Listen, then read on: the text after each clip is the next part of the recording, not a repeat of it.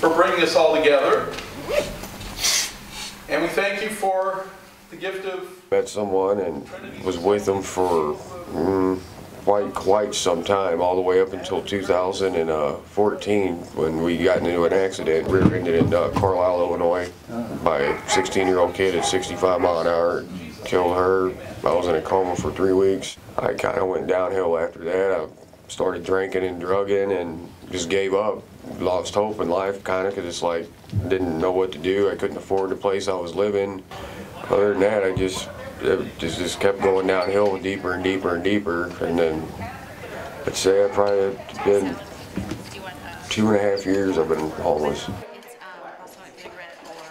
In 2014, I left my ex-husband and came back up to Illinois. We were living in Arkansas, and at the time I was a really bad alcoholic.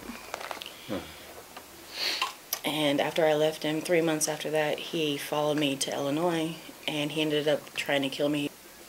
And it took that and the fact that, you know, I could have died because of the drinking, because of him. I went into rehab, and then I relapsed and got kicked out of there, and that's why I became homeless in the first place. We've both been looking for jobs, but it's really hard when you don't have an address to put down, when you don't have a phone number to put down. You know, if you do want to hire me, am I supposed to come back every day and check with you? I was a librarian for 7 years in Arkansas. Anything would help right now. I mean, we both get Link, which helps with the food. But other than that, we have no income whatsoever. Just to have somewhere to get help and to get everything, the resources that you need all in one place.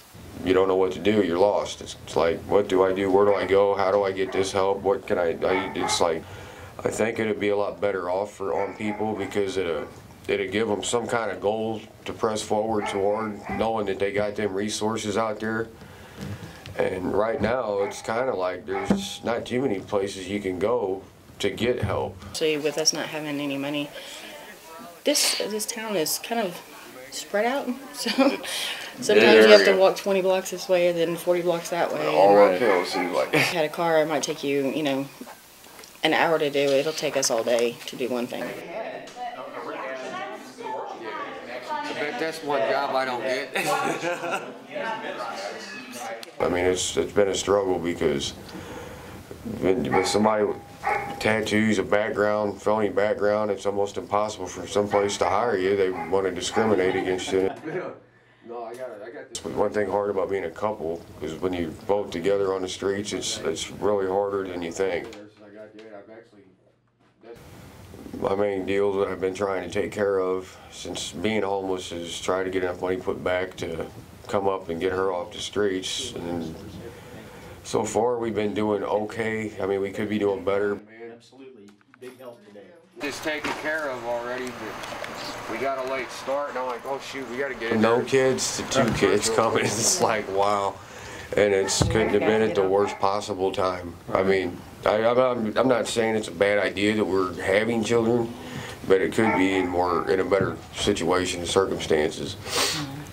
That's another thing that gives me more incentive to keep trying and pursuing what I want to do, because I don't want to see her, or let alone the kids, grow up like that. Because I've had, when I was growing up, man, I had a rough life like that.